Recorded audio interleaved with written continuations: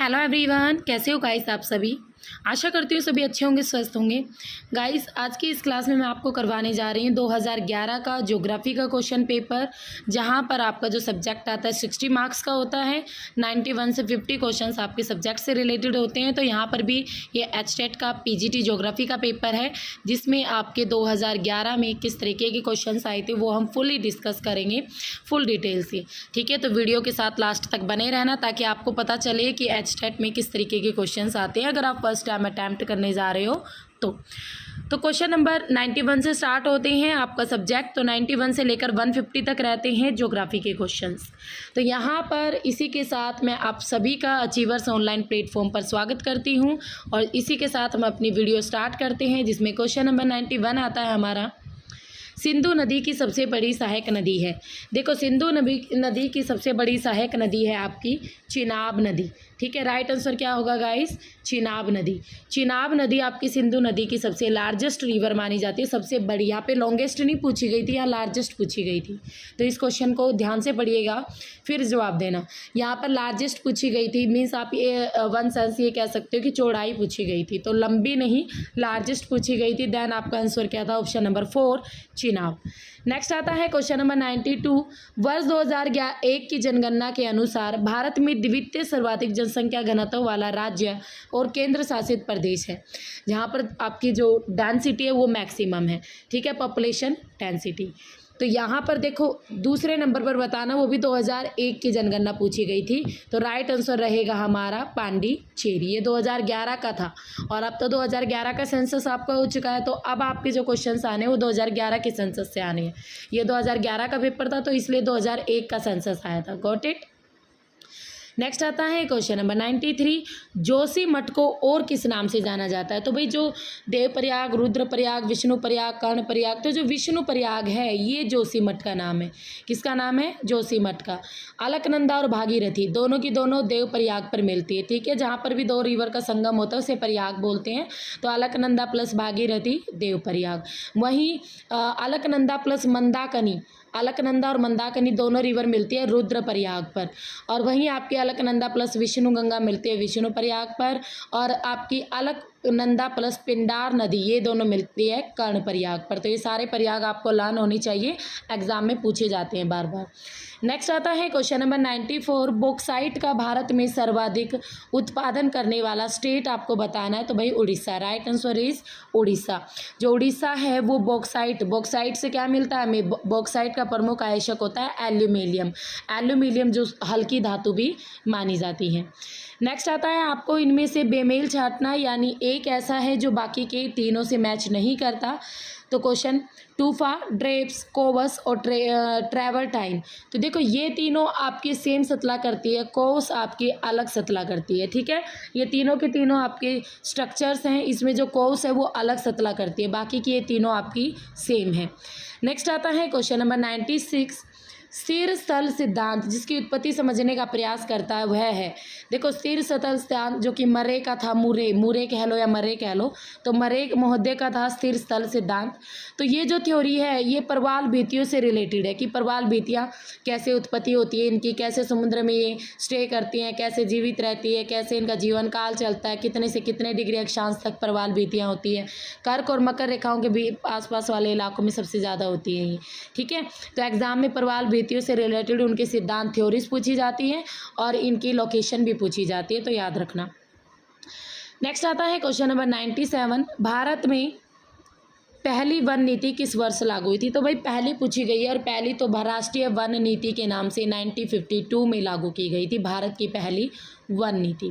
ठीक है, इजी सा क्वेश्चन था। नेक्स्ट आता है क्वेश्चन नंबर 98। पी तरंगों का छाया क्षेत्र यानी शैडो जोन बताना आपको। पी वेव्स यानी भूकंपीय तरंगे, प्राइमरी तरंगे, सेकेंडरी तरंगे और लॉन्गिट्यूड वेव्स, ये तीनों आपकी कौन सी वेव्स होती है? अर्थक्वेक वेव्स यानी भूकंपीय तरंगे होती हैं। पी तरंगों का जो शैडो जोन बनता है वो बनता है 103 डिग्री से 143 डिग्री के बीच। ऐसा एरिया होता है जहाँ पर पी तरंगे एंट्री नहीं कर पाती और इसी एरिया को क्या बोलते हैं? Shadow zone. ठीक है, अर्थ के अंदर 103 डिग्री से लेकर 143 डिग्री के बीच जो पी तरंगे हैं उनकी मूवमेंट नहीं होती, वो एंट्री नहीं कर पाती, तो इसी को बोलते हैं शैडो जोन। नेक्स्ट आता है क्वेश्चन नंबर 99। प्लेट शब्द का सर्वप्रथम प्रयोग किया था? तो भाई प्लेट शब्द का सर्वप्रथम किया था टूजो विल्सन ने यूज़। तो J.T. विल्सन रह जाएगा, फुल फॉर्म है टूजो विल्सन, ठीक है। टूजो विल्सन ने सबसे पहले प्लेट शब्द का यूज़ किया था। अल्फ्रेड वैगनर ने आपकी थ्योरी दी थी, famous theory continental drift theory, जिसे महाद्वीपीय विस्थापन का सिद्धांत भी कहते हैं। हैरी हेस ने भी एक सिद्धांत दिया था, सागर नीतल प्रसरण सिद्धांत, यानी सी लेवल स्प्रेडिंग थ्योरी, जो कि इसकी फेमस थ्योरी थी। और मॉर्गन ने आपका जो प्लेट विवर्तनी की सिद्धांत है उसमें संकल्पना प्रस्तुत की थी, डेफिनेशन इसने प्रस्तुत की थी। तो ये चारों के चारों इंपॉर्टेंट है और यहाँ से एग्जाम में चारों से क्वेश्चन आते हैं। नेक्स्ट आता है क्वेश्चन नंबर 100, सर्वाधिक अणुभार वाली वायुमंडलीय गैस है। देखो अणुभार यानी सर्वाधिक भार वाली, यानी जिस गैस का भार सबसे अधिक है, तो वो है आपकी कार्बन डाइऑक्साइड। सबसे भारी गैस है हमारे वायुमंडल में, सबसे नीचे तक यही पाई जाती है, अप्रोक्सीमेटली 25 किलोमीटर की हाइट तक ही पाई जाती है आपकी CO2 यानी कार्बन डाइऑक्साइड गैस। नेक्स्ट आता है क्वेश्चन नंबर 101, प्रागामी तरंग सिद्धांत जिसकी उत्पत्ति स्पष्ट करता है वह है। जो प्रागामी तरंग सिद्धांत है, ये जो आपकी थ्योरी है, ये प्रोग्रेसिव वेव थ्योरी, ये आपके टाइड से रिलेटेड है, यानी ज्वार भाटा से रिलेटेड है, ठीक है। यानी ज्वार भाटा की उत्पत्ति कैसे होती है, किस तरीके से ज्वार भाटा आपके गुरुत्वाकर्षण बल और अपसरण बल दोनों बलों के कारण पैदा होते हैं, तो इन सबको डिटेल में समझाया गया है इसमें प्रागामी तरंग सिद्धांत में। तो ये सारी थ्योरीज आप पेड कोर्स में करवा रखी है। अब तक हमने कितने 11 क्वेश्चंस किए ना, 11 के 11 क्वेश्चन आपके पेड कोर्स हैं डिटेल में, ठीक है। नेक्स्ट आता है क्वेश्चन नंबर 102, भारत में कॉफ़ी का सर्वाधिक उत्पादन करने वाला राज्य है। तो भारत में सर्वाधिक कॉफ़ी, देखो कैसे कॉफ़ी, कैसे कर्नाटक। तो भारत में सबसे ज़्यादा कॉफ़ी उत्पादित होती है कर्नाटक, और 3 टाइप्स की होती हैं, अरेबिका, रोबस्ता और एक और होती है। तो 3 टाइप्स की कॉफ़ी वहाँ पर की जाती है भारत में उत्पादन। नेक्स्ट आता है क्वेश्चन नंबर 103, मानव जनसंख्या का लिंग अनुपात प्रदर्शित किया जाता है। तो sex ratio on human population की बात करें तो देखो प्रति 1000 पुरुषों पर कितनी हमारी स्त्रियां हैं, इस ऐसे हम लिंगानुपात यानी सेक्स रेशो को मेज़र करते हैं, एक्सप्रेस करते हैं। कैसे एक्सप्रेस करते हैं, प्रति 1000 पुरुषों पर स्त्रियों की संख्या। और इंडिया में अगर हम बात करें तो वो प्रति हज़ार पर आपकी जो स्त्रियां हैं वो नियर अबाउट 2011 के रेशो सेंसस के अकॉर्डिंग 934 है, या 943 आई थिंक 943। नेक्स्ट आता है क्वेश्चन नंबर 104, नदी जो बंगाल की खाड़ी में नहीं गिरती है वह है। यानी आपको बतानी है इनमें से ऐसी कौन सी नदी है जो भाई आपके बंगाल की खाड़ी में नहीं गिरती। तो कौन सी रिवर है भाई, सुवर्ण रेखा ये तो गिरती है, पैनार भी गिरती है, पालार भी गिरती है। वैतरणा रिवर आपकी बंगाल की खाड़ी में नहीं गिरती है, वेस्ट की ओर बहती है, और भाई वैतरणा रिवर आपकी अरब सागर की ओर जाती है। नेक्स्ट आता है क्वेश्चन नंबर 105, USDA के अनुसार मिट्टी जो भारत के अधिकांश भाग पर आच्छादित है, इंडिया के मैक्सिमम पार्ट को कवर किया हुआ है, ऐसी मिट्टी को आपको बताना है, मैक्सिमम एरिया को ओवर लेंगे। तो ऐसी मिट्टी कौन सी है, तो इनसेप्टी सोल्स यानी जिसे हम जलोढ़ मिट्टी कह सकते हैं, जो कि भारत के उत्तरी तटीय मैदानों की मिट्टी है ना, वो जो भारत का उपजाऊ मैदान है, उस मैदान की जो मिट्टी है जलोढ़ मिट्टी, उसी से ही कंपैरिजन किया जाता है वर्ल्ड की इनसेप्टी सोल्स सॉइल का। नेक्स्ट आता है क्वेश्चन नंबर 106, पृथ्वी की उत्पत्ति संबंधी निहारिका परिकल्पना का प्रतिपादन किया था। तो भाई लाप्लास महोदय की थी निहारिका परिकल्पना। ऑटो शिमिड की थी तारा तारक शिमक परिकल्पना, ये भी याद रखना, तारा तारक परिकल्पना थी ऑटो शिमिड की, और लाप्लास महोदय की थी निहारिका परिकल्पना। जेम्स जिन्सकिन ने भी फेमस परिकल्पना दी थी एक। नेक्स्ट आता है क्वेश्चन नंबर 107, भिलाई लोहा इस्पात संयंत्र डैश राज्य में स्थित है। तो जो भिलाई लोहा इस्पात संयंत्र है ये आपके छत्तीसगढ़ राज्य में स्थित है। किस राज्य में, छत्तीसगढ़, ठीक है। ये सारे देखो आपके Visvesvaraya, Tata iron and steel company, Vijayanagar steel plant, Rourkela steel plant, Durgapur steel plant, Salem steel plant, तो सारे स्टील प्लांट आपको याद होने चाहिए कि कौन सा स्टील प्लांट किस किस स्टेट में है। यहाँ से एग्जाम में क्वेश्चन बनते हैं, और कौन सा स्टील प्लांट आपका किस कंट्री के सहयोग से उसे डेवलप किया गया है, उसे एस्टेब्लिश किया गया है। नेक्स्ट आता है क्वेश्चन नंबर 108, राष्ट्रीय राजमार्ग 7 जोड़ता है। ये पुराने वाला है, देखो न्यू वाला तो हमारा अब सब कुछ डेटा चेंज हो गया ना। पहले आपका नेशनल हाईवे जो 7 था इंडिया का सबसे लॉन्गेस्ट नेशनल हाईवे था, जिसकी लंबाई थी 2369 किलोमीटर, जो कि आपका वाराणसी से कन्याकुमारी तक था। ठीक है, तो राइट आंसर यहाँ पर इसके अकॉर्डिंग क्या होगा, वाराणसी से कन्याकुमारी। नेक्स्ट आता है क्वेश्चन नंबर 109, नागा अर्जुन सागर बांध किस नदी के किनारे स्थित है। तो भाई नागा अर्जुन है आपका कृष्णा नदी के किनारे। ठीक है, याद रखना, नागा अर्जुन सागर बांध किस नदी के किनारे है, कृष्णा नदी के किनारे। गोदावरी नदी पर कौन सा डैम है, देखो नर्मदा पर है सरदार सरोवर डैम, और गोदावरी पे तो आई थिंक कोई भी फेमस डैम नहीं है। नेक्स्ट आता है आम्र वर्षा संबंधित है। देखो आम्र वर्षा आम को पकने के लिए फेमस होती है, ये आम को पकाती है, और यहाँ पर ऐसा कोई ऑप्शन यहाँ पर है नहीं आम को पकाने से रिलेटेड। दूसरा केरल में ज़्यादा फेमस है, बट ये किसका नाम है, ये है आपकी प्री मानसून रेनफॉल का, यानी मानसून के इंडिया में एंट्री करने से पहले भी बारिश होती है यहाँ अप्रैल मई में, तो वो जो बारिश होती है वो प्री मानसून होती है, और उसकी वजह से आम जल्दी पकने लगते हैं। तो इसलिए पर्टिकुलर एरिया में से आम्र वर्षा यानी मैंगो शावर के नाम से जाना जाता है। नेक्स्ट आता है रूर कोयला क्षेत्र फेमस है। तो अगेन इंपॉर्टेंट क्वेश्चन, बार बार एग्जाम में रिपीट होता है, ये एचटेट में भी आया हुआ 2011 में भी। तो रूर जो कोयला क्षेत्र है वो जर्मनी का रूर क्षेत्र है, जर्मनी में एक रूर एरिया है, वहाँ पर आपका बेस्ट क्वालिटी का कोयला मिलता है वर्ल्ड में। तो जर्मनी का जो रूर है वो काफ़ी फेमस है, और जो छोटा नागपुर पठार है इंडिया का जो छोटा नागपुर पठार है, जर्मनी के इस रूर एरिया की वजह से उसे भारत का रूर कहते हैं। नेक्स्ट आता है क्वेश्चन नंबर 112, नेबका है। नेबका क्या है भाई, तो जो आपका नेबका है, नेबका आपका बालू का स्तूप है, यानी ये कह सकते हो आप जो बालू के टिब्बे होते हैं उनको एक पर्टिकुलर एरिया में एक नाम से जाना जाता है जिसे बोलते हैं नेबका। नेक्स्ट आता है क्वेश्चन नंबर 113, एन्नोर पतन स्थित है। तो एन्नोर पतन है आपकी तमिलनाडु में, तमिलनाडु स्टेट में आपकी एन्नोर पतन है। तमिलनाडु की सबसे ओल्डेस्ट अगर सी पोर्ट की बात करें तो वो है आपकी चेन्नई एयर सी पोर्ट। और जो चेन्नई सी पोर्ट है उस पर इतना ज़्यादा क्राउड था, तो उसके क्राउड को कम करने के लिए, उसके स्ट्रेस को कम करने के लिए बनाई गई थी एक न्यू टेक्नोलॉजी से रिलेटेड है ये एन्नोर सी पोर्ट, और ये पोर्ट आपकी तमिलनाडु स्टेट में है। नेक्स्ट आता है क्वेश्चन नंबर 114, वायुमंडलीय परत जो कि रसायन मंडल के नाम से भी जानी जाती है। तो देखो रसायन मंडल के नाम से एक तो आपकी ओजोन मंडल जानी जाती है, एक मध्य मंडल, तो ये दोनों आपके राइट होंगे, ओजोन मंडल और मध्य मंडल दोनों को जाना जाता है रसायन मंडल के नाम से।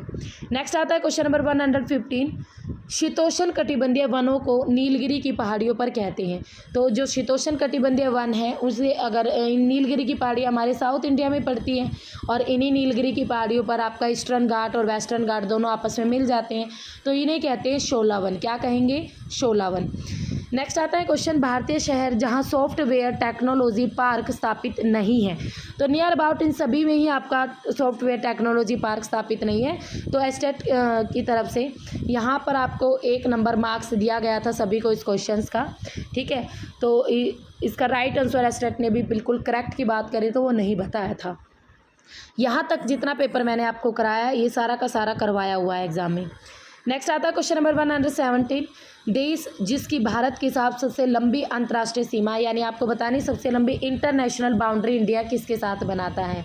तो देखो बांग्लादेश के, चाइना, नेपाल, पाकिस्तान और भारत। मैक्सिमम स्टूडेंट फिल करके आते हैं China, but it is a wrong.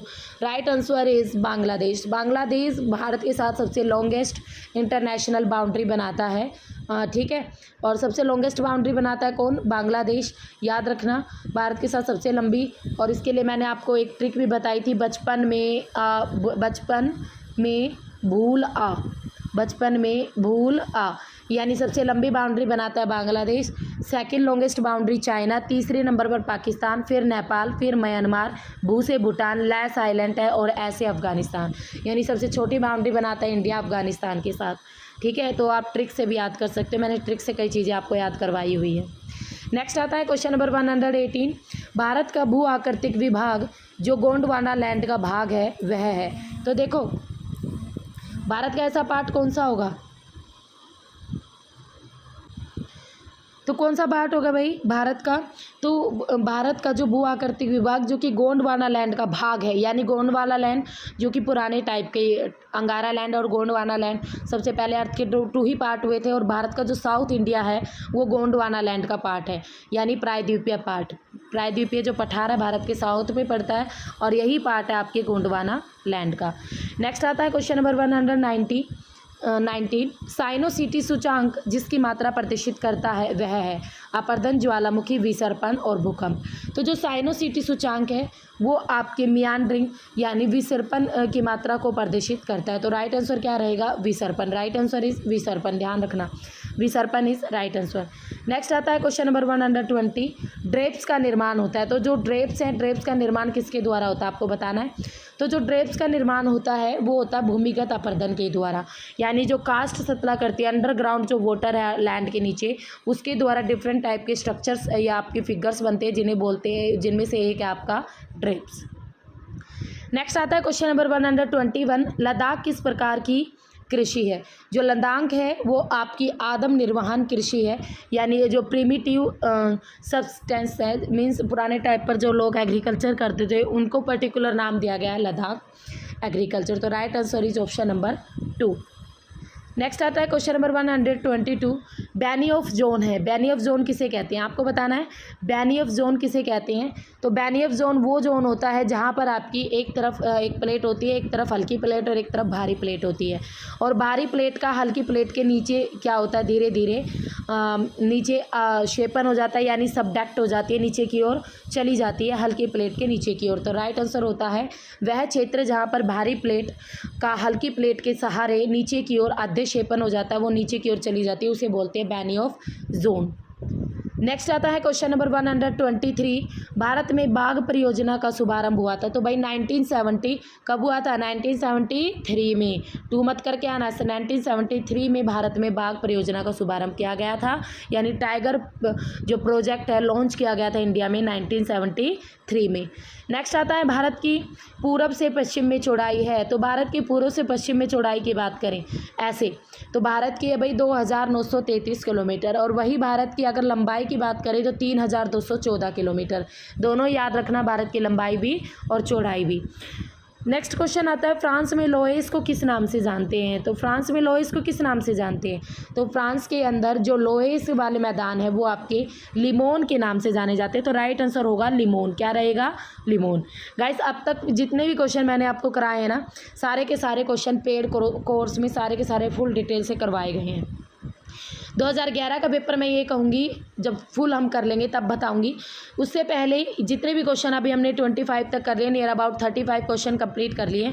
35 question आपके पेड कोर्स से अवेलेबल है, ठीक है। अगर आप अपनी बेस्ट तैयारी करना चाहते हो तो आज ही आप पेड कोर्स को ज्वाइन कर ले, क्योंकि वहाँ पर हर एक टॉपिक फुल डिटेल से है, आपको इधर उधर भटकने की नीड नहीं पड़ेगी। सिलेबस आपके सामने होगा, आपको बस मेहनत करनी है, उसे पढ़ना है, समझना है, ठीक है, और फिर एग्ज़ाम दे के आना है। तो बेस्ट तैयारी चाहते हो, इधर उधर अपना टाइम वेस्ट नहीं करना चाहते हो, तो then join Achievers Academy app. Next आता है क्वेश्चन 126, पलाया को अरब मरुस्थल में ममलाहा कहते हैं। क्या कहते हैं? ममलाहा। जो पलाया लेक होती है, ये पलाया झील होती है, डेजर्ट एरिया में पानी भरने के कारण बनती है, तो इन्हें वहाँ पर ममलाया के नाम से जाना जाता है। नेक्स्ट आता है क्वेश्चन नंबर 127, गिर राष्ट्रीय उद्यान राज्य में स्थित है। सिंपल सा क्वेश्चन और राइट आंसर इज गुजरात, ठीक है। गुजरात में है गिर, और ये गिर आपके एशियाई शेरों के लिए भी फेमस है। नेक्स्ट आता है क्वेश्चन नंबर 128, जमास सतलाकृति संबंधित है। तो जो जमास सतलाकृति है ये भी आपकी चूना प्रदेश से रिलेटेड है, कास्ट रीजन से आपके अंडरग्राउंड जो वाटर है उसके द्वारा बनी सतलाकृति है। नेक्स्ट आता है क्वेश्चन नंबर 129, बिग बैंग सिद्धांत का प्रतिपादन किया था। तो बिग बैंग थ्योरी थी जॉर्ज लिमेंट्रे की। किसकी थी? लिमेंट्रे की थी, लिमेंट्रे की। तो राइट आंसर रहेगा ऑप्शन नंबर 1। नेक्स्ट आता है क्वेश्चन नंबर 130, हीट आइलैंड शब्द का प्रयोग किया जाता है। देखो हीट आइलैंड शब्द यूज़ होता है सघन यानी ज़्यादा जनसंख्या वाले ऐसे एरिया जहाँ पर हद से ज़्यादा पॉपुलेशन रहती है, तो ऐसे एरिया को बोलते हैं हम हीट आइलैंड। तो डेंस ह्यूमन पॉपुलेटेड। नेक्स्ट आता है क्वेश्चन नंबर 131, निम्न सतलाकृतिक लक्षणों के विकास का सही क्रम है। तो निम्न सतलाकृतिक अगर लक्षणों के विकास के सही क्रम की बात करें तो सबसे पहले आते हैं आपके सिंक होल, फिर आते हैं विलियन रौद्र, फिर डोलाइन बनते हैं, फिर दवसंत्र रोल बनते हैं, फिर पोल्जे बनता है। तो ये सारे के सारे सीक्वेंस में आपको लगाने हैं, सारे के सारे आपके टोपोग्राफिक फीचर्स है, ठीक है। नेक्स्ट आता है क्वेश्चन नंबर 132, कैगा न्यूक्लियर ऊर्जा परियोजना ये आपके किस स्टेट में पड़ती है? तो कर्नाटक स्टेट में पड़ती है। कैसे कैगा, कैसे कर्नाटक, ऐसे भी लर्न कर सकते हो। तो 132 right answer is option number 4। Next आता है क्वेश्चन नंबर 133, कोकपिट स्थल रूप संबंधित है। तो जो कोकपिट स्थल रूप है ये किससे रिलेटेड है आपको ये बताना है। तो ये भाई आपके भूमिगत जल सतलाकृति से रिलेटेड है।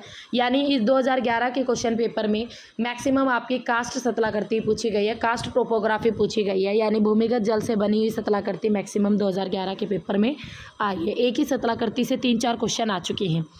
नेक्स्ट आता है क्वेश्चन नंबर 134, भारत में अधिकतम अंतर्राष्ट्रीय आवर्जकों का स्रोत देश है। तो भारत में अगर अधिकतम की बात करें अंतर्राष्ट्रीय आवर्जक, यानी आप ये कह सकते हो शरणार्थी सबसे ज़्यादा किस में आते हैं, तो राइट आंसर हो जाएगा बांग्लादेश।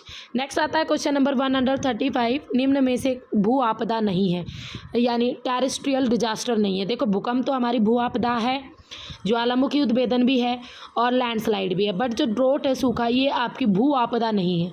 जो सूखा है ये आपकी भू आपदा नहीं है, ड्रोट पड़ता है, सूखा पड़ता है, ये मौसम रिलेटेड होता है। नेक्स्ट आता है क्वेश्चन नंबर 136, ब्रह्मपुत्र नदी को तिब्बत में किस नाम से जाना जाता है, तो गाइस इसे बोलते हैं सांगपो नदी। सांगपो यानी सदा पवित्र करने वाली पवित्र नदी, ब्रह्मपुत्र नदी को सांगपो रिवर के नाम से भी जाना जाता है। नेक्स्ट आता है क्वेश्चन नंबर 137, मैंग्रोव वनों के मुख्य क्षेत्र बताने आपको। तो मैंग्रोव वन आपके डेल्टाई एरिया में पाए जाते हैं, जैसे गंगा नदी के और ब्रह्मपुत्र नदी के डेल्टा में आपका सुंदरवन डेल्टा, कृष्णा नदी के डेल्टा में आपके वन पाए जाते हैं, गोदावरी के में पाए जाते हैं, कावेरी के में पाए जाते हैं, महानदी के डेल्टा में पाए जाते हैं। तो इन नदियों के डेल्टा वाले पार्ट में जो भी फॉरेस्ट होते हैं उन्हें बोलते हैं मैंग्रोव वन। नेक्स्ट आता है क्वेश्चन नंबर 138, चावल की खेती मुख्यतः संबंधित है। तो चावल की खेती किससे संबंधित है, चावल की खेती अगर हम बात करें आपके ज्वारीय वनों से रिलेटेड है। देखो ज्वारीय वनों में आपका दलदल टाइप एरिया होता है, तो वहाँ पर चावल की खेती की जा सकती है, राइस कल्टीवेशन हो सकता है। नेक्स्ट आता है क्वेश्चन नंबर 139, नदी जो रिफ्ट घाटी में नहीं बहती। देखो नर्मदा तो बहती है, ताप्ती भी बहती है और गंगा की सोन नदी भी रिफ्ट घाटी में बहती है, बट हरियाणा की जो यमुना नदी है वो आपकी रिफ्ट घाटी में बिल्कुल नहीं बहती। ठीक है, हरियाणा की रिफ्ट वैली में से बिल्कुल भी प्रवाहित नहीं होती। वैसे हमने ये 2 पढ़ी है, आप सोन को भी ऐड कर लेना, HSSC ने सोन को भी रिफ्ट वैली में ही इंक्लूड किया है। नेक्स्ट आता है क्वेश्चन नंबर 140, शरावती नदी का उद्गम स्थल किस राज्य में है, तो कर्नाटक स्टेट में। भाई शरावती रिवर किस राज्य से निकलती है, कर्नाटक स्टेट से, मैंने आपको बताया भी था इसके बारे में। नेक्स्ट आता है क्वेश्चन नंबर 148, पंचम व्यवसाय का उदाहरण है। देखो आपने प्राइमरी पढ़ा, सेकेंडरी पढ़ा, टेरिटरी पढ़ा, क्वाटनरी पढ़ा, अब क्वानरी में आती है आपकी पॉलिसी मेकिंग, यानी जो पॉलिसी है जो बनाई जाती है, डिफरेंट टाइप ऑफ पॉलिसी जो कि लोगों के वेलफेयर के लिए होती है, सोसाइटी वेलफेयर के लिए होती है, गवर्नमेंट के द्वारा इन्हें बनाया जाता है, मेक किया जाता है। तो ये होती है आपकी पंचम व्यवसाय में, इनको इंक्लूड किया जाता है इकोनॉमिक्स के क्वानरी एक्टिविटीज़ में। नेक्स्ट आता है क्वेश्चन नंबर 142, लेहमान असंबद्धता। देखो एक होती है कानराड, एक होती है लेहमान और एक होती है रैपिटी। तो लेहमान जो आपकी असंबद्धता है ये आपकी होती है बाह्य कोर और आंतरिक कोर के बीच, यानी आपके आउटर कोर और इनर कोर के बीच में जो बाउंड्री होती है उसे बोलते हैं लेहमान डिसकॉन्टीन्यूटी। ठीक है, डिसकॉन्टीन्यूटी। और उसके साथ साथ आपकी कानराड असंबद्धता होती है भाई आपकी अपर क्रस्ट एंड इनर क्रस्ट के बीच। और वहीं अगर हम बात करें अपर मेंटल और इनर मेंटल के बीच हो जाएगी आपकी कौन सी, रैपिटी डिसकॉन्टीन्यूटी। तो टोटल तो ये 5 डिसकॉन्टीन्यूटी है। क्रस्ट प्लस मेंटल के बीच होती है मोहो डिसकॉन्टीन्यूटी, मेंटल प्लस कोर के बीच होती है आपकी गुटेनबर्ग डिसकॉन्टीन्यूटी। तो 5 डिसकॉन्टीन्यूटी आपको लर्न होनी चाहिए, पीजीटी में बहुत बार यहाँ से 1 नंबर का क्वेश्चन बनता ही बनता है। नेक्स्ट आता है क्वेश्चन नंबर 143, 1999 से 2011 की रिपोर्ट के अनुसार भारत में गरीबी रेखा से नीचे की सर्वाधिक जनसंख्या वाला राज्य आपको बताना है। तो राइट आंसर हो जाएगा भाई उड़ीसा। ठीक है, 1999 और 2000 में की रिपोर्ट के अकॉर्डिंग, तो जो बिल्कुल आपके जो पॉवर्टी लाइन है उससे भी बिलोंग करता है वो है स्टेट आपका उड़ीसा स्टेट। नेक्स्ट आता है क्वेश्चन नंबर 144, थारू जनजाति मुख्यतः निवास करती है। तो जो थारू जनजाति निवास करती है ना वो तराई प्रदेश में निवास करती है। ठीक है, मैंने आपको ये जनजातियों से रिलेटेड अभी एडिशन में न्यू वीडियो डाली भी है, तो जिस भी स्टूडेंट्स ने नहीं देखी है तो वो देख लेना, न्यू वीडियो डाली है मैंने ये जनजातियों से रिलेटेड, ट्राइब से रिलेटेड। नेक्स्ट आता है क्वेश्चन नंबर 145, गंगा नदी के दाएं किनारे वाली सहायक नदी आपको बतानी है। तो देखो दाएं किनारे यानी ये आपकी इस तरीके से गंगा उत्तराखंड से बहती हुई ऐसे बह के चलती है, तो ये होती है भाई आपका बाएं किनारे वाली गंगा की, और ये होती है दाएं किनारे वाली। तो दाएं किनारे वाली प्रमुख सहायक नदी होती है गंगा की सोन, जबकि घाघरा, रामगंगा, महानंदा ये सारी की सारी बाएं किनारे वाली हैं। ठीक है, यानी ये सारी की सारी लेफ्ट हैंडेड है और ये सोन नदी आपकी राइट हैंडेड है। तो याद रखना राइट बैंक ट्राइब्यूटरीज में आपकी आ जाएगी सोन नदी। नेक्स्ट आता है क्वेश्चन नंबर 146। पश्चिमी राजस्थान में घरों में जो बारिश का पानी उसको इकट्ठा करने का जो एक ढांचा होता है उसे टांका के नाम से जाना जाता है। क्या नाम बोलते हैं वहाँ पे? उसे टांका बोलते हैं। लान रखना, याद रखना इसे। एक आया था एक बार एचटेट में क्वेश्चन, नीरू मीरू परियोजना जो कि बारिश के पानी को इकट्ठा करने से रिलेटेड थी। नीरू मीरू परियोजना, तो याद रखना ये जो नीरू मीरू परियोजना है ये आंध्र प्रदेश से स्टार्ट हुई थी। किस स्टेट से स्टार्ट हुई थी? आंध्र प्रदेश से। हरियाली परियोजना भी एक स्टार्ट हुई थी, ये भी बारिश के पानी को इकट्ठा करने से रिलेटेड थी, ये आपके राजस्थान से स्टार्ट हुई थी। ये तो परियोजनाएं आपके एचटेट में आ चुकी हैं। नेक्स्ट आता है चैनल जो अंडोमान द्वीप को निकोबार द्वीप से बिल्कुल अलग करता है, वो कौन सा है? तो भाई 10 degree channel, again repeated question, बार बार आता रहता है एग्जाम में ये। नेक्स्ट आता है क्वेश्चन नंबर 148। कलोल पेट्रोल भंडार फेमस, ये आपका गुजरात में पड़ता है। जब भी मैंने आपको पेट्रोल पढ़ाया हुआ है वहाँ पर मैंने पढ़ाया हुआ है हर एक स्टेट के इंडिया में, गुजरात में कौन से हैं आपके, मुंबई महाराष्ट्र में कौन से पड़ते हैं, असम में कौन से पड़ते हैं, ये सारे मैंने डिटेल में आपको करवा रखे हैं। नेक्स्ट आता है क्वेश्चन नंबर 149। भूकंप के झटके सबसे पहले महसूस किए जाते हैं। तो देखो अर्थ के अंदर एक तो होता है जहाँ पर भूकंप सबसे पहले पैदा होता है उसे बोलते हैं फोकस पॉइंट। क्या कहेंगे? Focus point. और सबसे पहले जिस पॉइंट पर हमें भूकंप का पता चलता है या हमें भूकंप के झटके महसूस होते हैं या भूकंपीय तरंगों का पता चलता है वो होता है एपिसेंटर। क्या होता है? एपिसेंटर। तो राइट आंसर हो जाएगा अधिकेंद्र। भूकंप के सबसे झटके सबसे पहले महसूस होते हैं अधिकेंद्र पर, एपिसेंटर पर। आपको भूकंप का पता चलता है एपिसेंटर पर, भूकंपीय तरंगें पैदा होती हैं तो फोकस पर, और महसूस होती है एपिसेंटर पर। तो सारे क्वेश्चन ये लर्न रखना।